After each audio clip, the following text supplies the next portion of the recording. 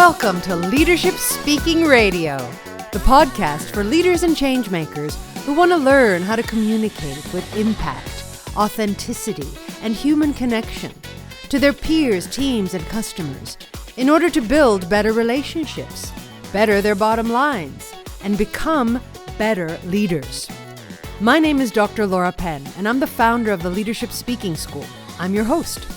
Visit my website, theleadershipspeakingschool.com, to find out more about how we can support you to show up as the best version of yourself every time you speak.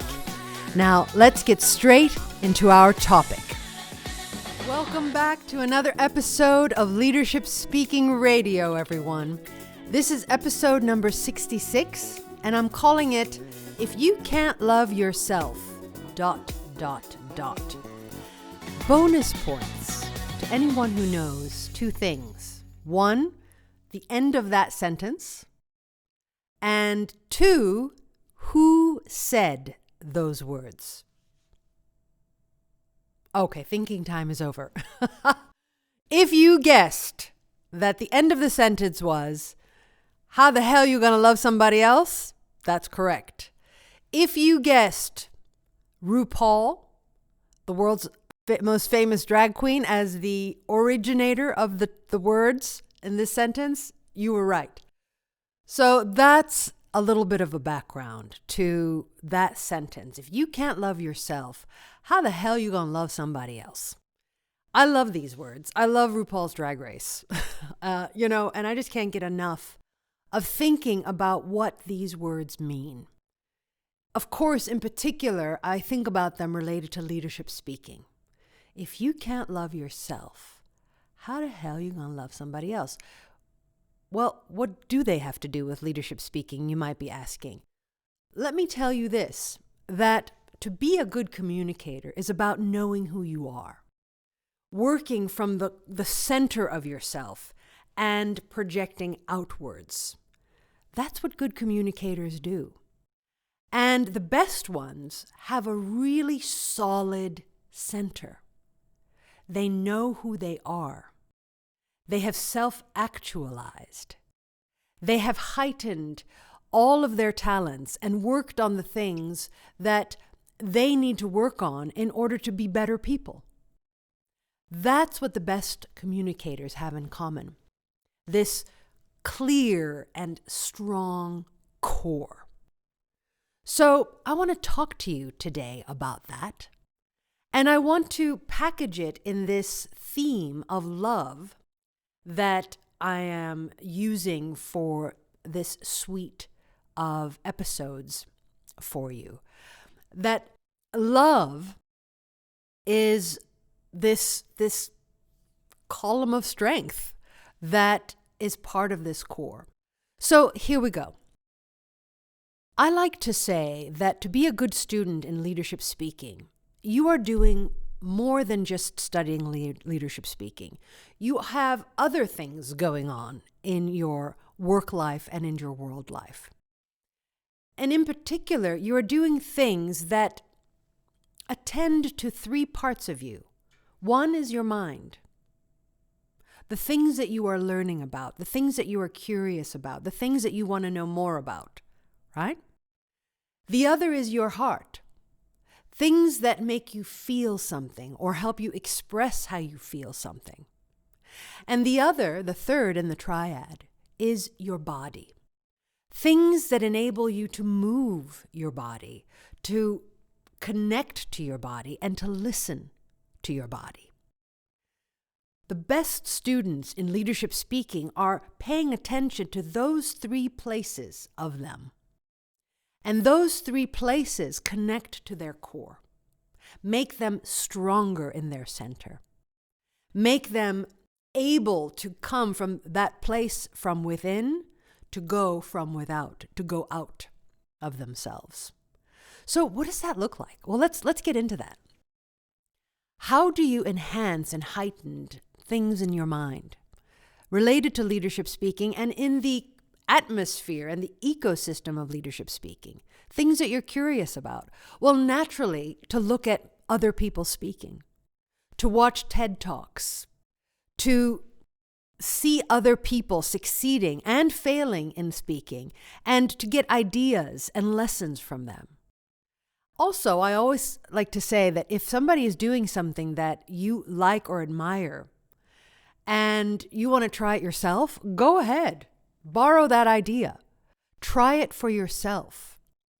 We learn a lot by copying and imitating other people. So why not trying something out? If you like the way somebody walked into the speaking area, for example, or if you liked how somebody interacted with the audience in the Q&A section, right?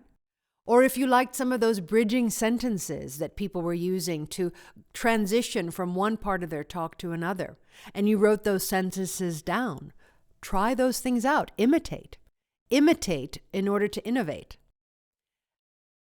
These are things that you can be doing of the mind to enhance yourself as a leadership speaker or in leadership communication.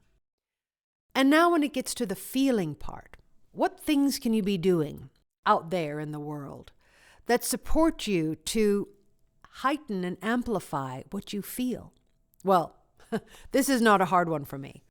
I am very indulgent when it comes to these things, that matters of the heart. It's in what I read.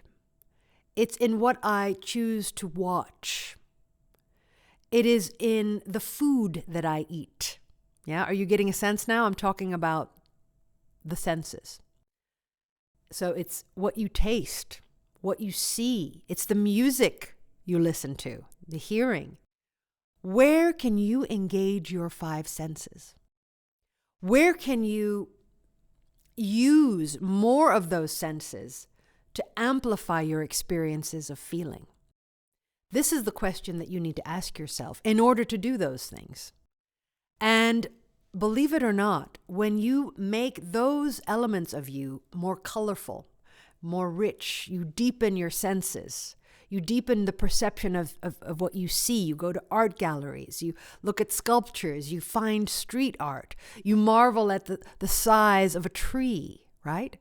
You smell fragrances, you go into perfume stores and smell different scents. You catch a whiff of somebody walking by. You enhance your sense of smell. You taste food. You eat delicious things. You cook delicious things. And you see and discover recipes that you want to try in order to enhance that sense of taste. Touch, right? I could get really nerdy about this, and I'm going to stop myself right there. There are so many ways that you can enhance how you use your senses. And this heightens your feeling world.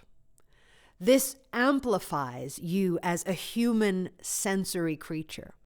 And this feeds right into that column of strength, that core of yourself, that is essential for you to be a good communicator with. Finally, there's the body. What are you doing to amplify your use of it? These days, it's actually really difficult to engage the body, isn't it? Because so much of the technology that we are invited to use and that is around us is about sitting down, hunching over, not using the body. And it's about creating tension, crossing the arms, putting the hands behind your back as you are talking, not even having the body visible online. This disembodiment is going on, and we almost have to fight it in a counterculture. And instead of sitting, for example, online, stand, right? Instead of using a chair, use a stool where you can sit or stand and have the choice. And of course, in our daily lives, maybe we're driving in a car or sitting in a train or on a bus. Where are you moving? So I think in order to make this landscape for yourself, this column, this core of yourself with the physical, a richer place, don't forget your body.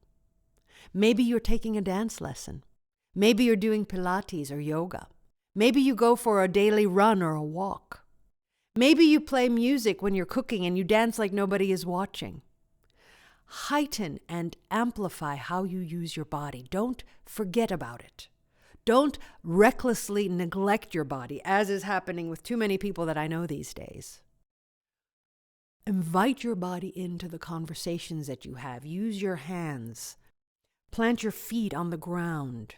Lean forward, lean backwards. Move your shoulders. Breathe. So these are the three things that the best communicators nurture: their mind, their hearts, and their bodies. And my invitation to you is to take this very seriously.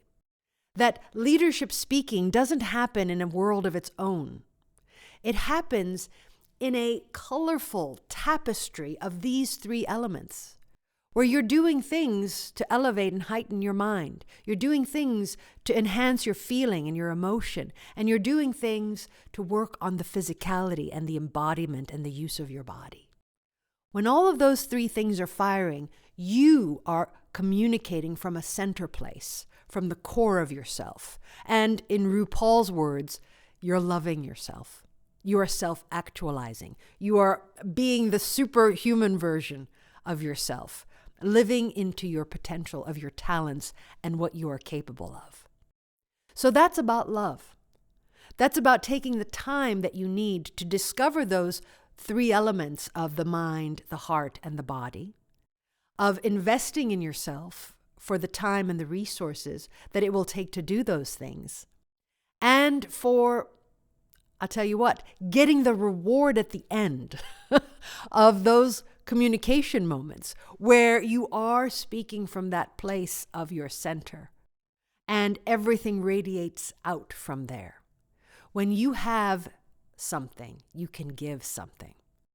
If you can't love yourself, how the hell are you going to love somebody else? When you have that love for yourself, you can love somebody else. You can give to others. You can nurture and nourish your audiences of peers, teams, and customers.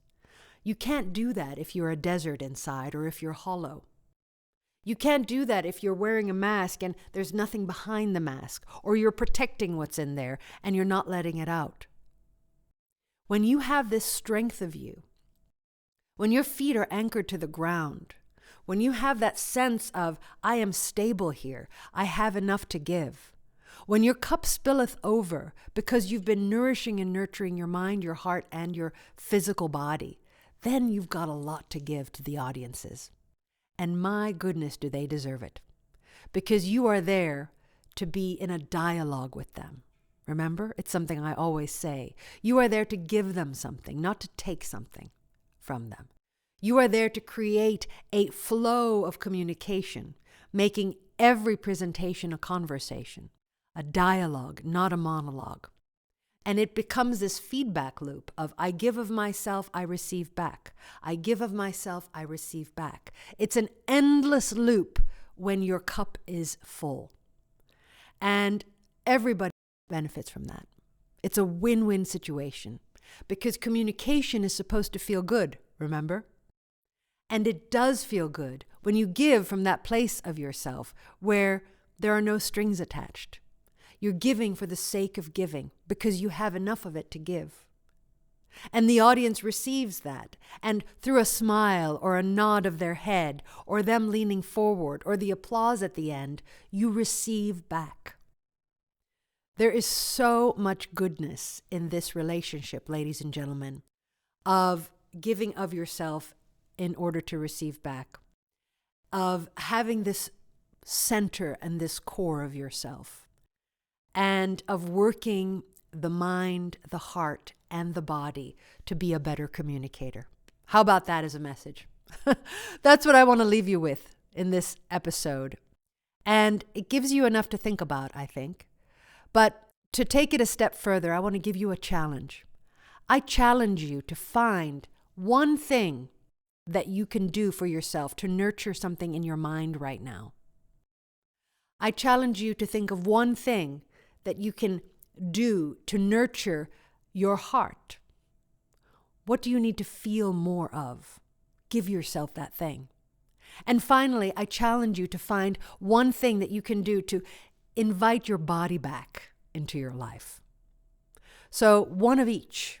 That's the challenge. And when you've brought those three things together and you're communicating the next time in front of your peers, teams, or stakeholders or customers, those 3 things that you've just nurtured are going to be giving fuel to your words because you are working from a place of connection from the inside out. How about that?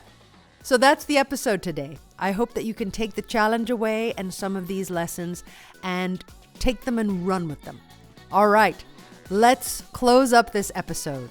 I hope that you enjoyed this episode as much as I enjoyed delivering it. Subscribe now to the Leadership Speaking Radio podcast to be sure not to miss an episode. And don't forget to visit the website www.theleadershipspeakingschool.com to learn more about how we can support you to show up as the best version of yourself every time that you communicate with your peers, teams, and customers. So that's all from me, ladies and gentlemen. Don't forget to subscribe, and please, if you are enjoying these podcast episodes, go ahead and tell your community about them. Share and declare in order to care. I look forward to the next time that we connect. Until then, take care, be well. I'll talk to you next time.